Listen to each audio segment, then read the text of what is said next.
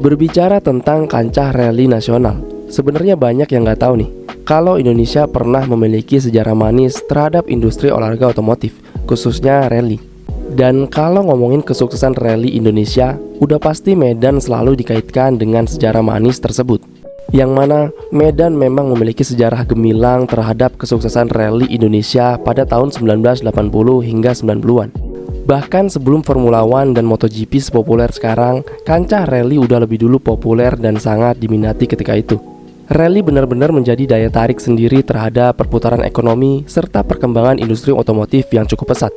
Sejumlah nama-nama besar seperti Beng Siswanto, Helmi Sungkar, Farid Sungkar, bahkan Hutomo Mandala Putra alias Tommy Soeharto pernah menorehkan prestasi di ajang rally ketika itu. Mobil yang dimiliki pembalap kita juga nggak main-main, seperti Datsun 240 RS, Ford Sierra Cosworth, bahkan mobil Ford RS 200 Grup B juga pernah mengikuti kejuaraan rally di Indonesia. Namun sayangnya sejak krisis keuangan 1998, kita nggak pernah lagi nih lihat perkembangan rally Indonesia sepopuler dulu. Sehingga banyak yang nggak tahu kalau balapan ini pernah begitu besar dan berjaya di Indonesia. Berikut kita udah merangkum gimana rally bisa begitu besar dan populer di Indonesia. Dan untuk mengetahui jawaban tersebut, kita balik dulu sejenak ke awal mula hadirnya balapan ini di Indonesia. Cikal bakal rally sebenarnya udah ada sejak zaman Belanda di awal abad ke-20, yang mana saat itu orang-orang Belanda mengadakan rally wisata dengan tujuan untuk hiburan di akhir pekan. Namun lama-kelamaan acara tersebut mulai diikuti oleh orang-orang Indonesia. Kemudian sejak 1950-an, rally wisata semakin populer dan menjadi acara tahunan.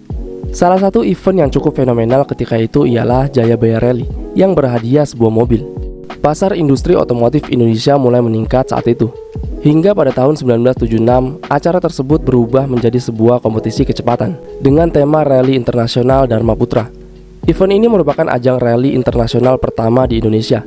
Kejuaraan tersebut menempuh jarak 3.250 km bolak-balik dari Jakarta ke Surabaya. Diikuti 67 peserta baik dari dalam maupun luar negeri. Sejumlah nama-nama besar perali pun turut meramaikan event tersebut, seperti Hannu Mikkola, Sergio Meiga, dan Lars Carlsen.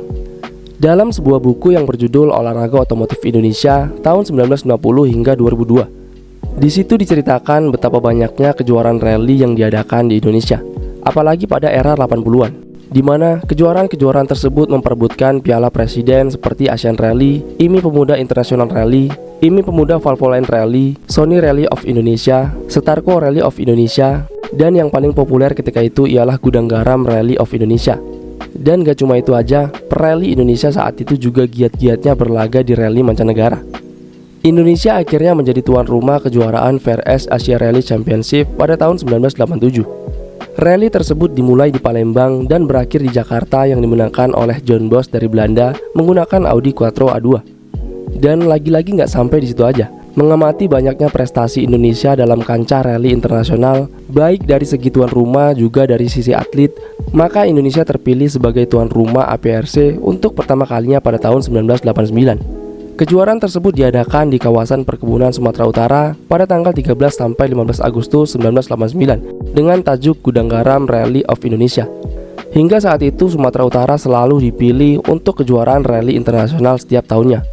Sumatera Utara dikenal memiliki trek yang cukup baik, yang mana terdapat banyak jalanan gravel yang sangat luas di daerah perkebunan, sehingga sangat cocok digunakan untuk rally. Bahkan ketika nggak ada event sendiri pun banyak perali Indonesia yang menggunakan trek tersebut untuk latihan mereka. Rally Medan menjadi rally yang favorit ketika itu, dan bagi para pembalap, rally Medan menjadi rally yang paling ditunggu-tunggu. Memasuki tahun 1992, berbagai kejuaraan rally internasional telah digelar di Indonesia. Namun tentunya masyarakat menginginkan rally dunia hadir di Indonesia. Maka untuk menunjukkan keseriusan Indonesia menjadi tuan rumah WRC, dibentuklah Yayasan Rally Indonesia atau disingkat YRI dengan pencetusnya Tommy Soeharto, Zulkifli Harahap, dan Raja Inal Siregar yang ketika itu masih menjabat sebagai Gubernur Sumatera Utara.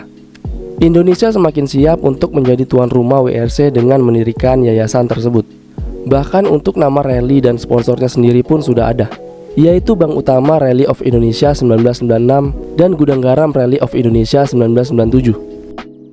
Keseriusan penyelenggara rally di tanah air ini mendapat perhatian serius dari Ketua Komisi Rally FIA, yaitu Guy Gostard, yang akhirnya mengadakan rapat khusus FIA Rally Convention di Perth pada tahun 1995. Salah satu resolusinya adalah menunjuk Indonesia sebagai tuan rumah WRC untuk tahun 1996 hingga tahun 2000. Dan momen tersebut menjadi hal yang sangat menggembirakan untuk kancah rally tanah air. Hari yang ditunggu-tunggu masyarakat Indonesia, khususnya Sumatera Utara pun tiba pada tahun 1996. Berita-berita di televisi maupun koran-koran saat itu juga lagi anget-angetnya nyiarin berita tentang rally. Maka ada istilah demam rally di Sumatera Utara saat itu. Hotel-hotel pun penuh, rumah penduduk disewa, dan Danau Toba sangat ramai. Para penonton di kawasan Huta Tonga, Aik Nauli, dan Gorbus memadati pinggir-pinggir lintasan yang nyaman untuk spot menonton saat itu. Danau Toba yang merupakan salah satu destinasi wisata prioritas Indonesia mulai dikenal di mata dunia. Indonesia cukup bangga bisa mendatangkan pembalap legend kelas dunia seperti Colin McRae, Tommy Mäkinen, Carlos Sainz, Richard Burton, dan Juha Kankkunen. Masyarakat pun cukup terheran-heran ketika itu melihat aksi-aksi flat out mereka di jalanan gravel Sumatera Utara. Apalagi Subaru 55 dengan warna ikoniknya yang mampu menghipnotis para penonton saat itu. Dan itu merupakan rally paling spektakuler sepanjang masa Indonesia.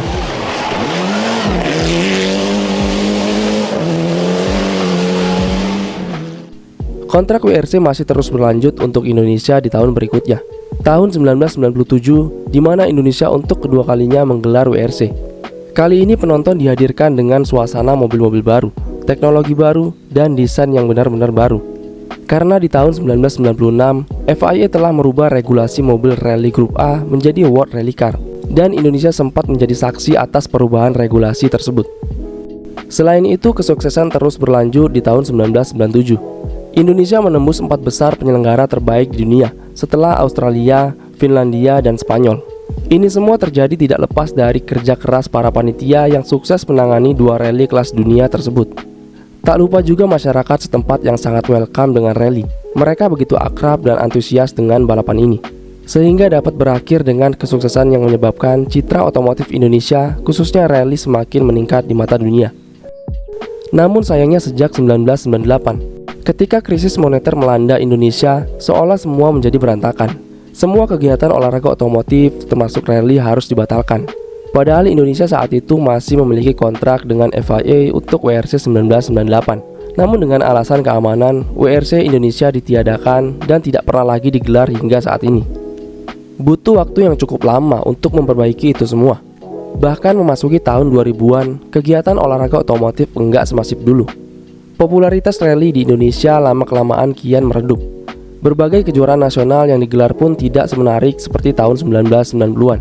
Satu-satunya kejuaraan rally internasional saat itu ialah APRC, yang sempat digelar kembali pada tahun 2005 hingga 2009 di Sulawesi Selatan. Pengurus IMI beserta pihak yang terkait mencoba menghidupkan kembali kancah rally Indonesia saat itu, yang mana dari hasil APRC tersebut nantinya pada tahun 2010 Indonesia bisa kembali menjadi tuan rumah WRC. Namun sayangnya kesiapan, kesanggupan, dan dukungan dari berbagai pihak tidak menunjukkan keseriusan seperti pada era 90-an. Rally kurang mendapatkan dukungan penuh dari pemerintah, baik daerah maupun pusat. Ya, biar bagaimanapun juga, kejuaraan dunia adalah salah satu cara agar Indonesia bisa terekspos di mancanegara. Danau Toba adalah salah satu bukti di mana tempat itu sering didatangi oleh turis asing pasca WRC Indonesia. Mungkin udah selayaknya Indonesia berkaca pada rally era 90-an. Gimana rally begitu populer saat itu hingga dapat menjadi tuan rumah WRC. Akankah dengan perkembangan rally Indonesia sekarang yang didukung oleh berbagai pihak dengan suksesnya APRC tahun lalu, serta tahun ini akan kembali digelar dalam 2 seri, Sumatera Utara dapat mengulangi sejarah manis tersebut? Tulis di kolom komentar ya. Dan terima kasih untuk kalian yang sudah menonton.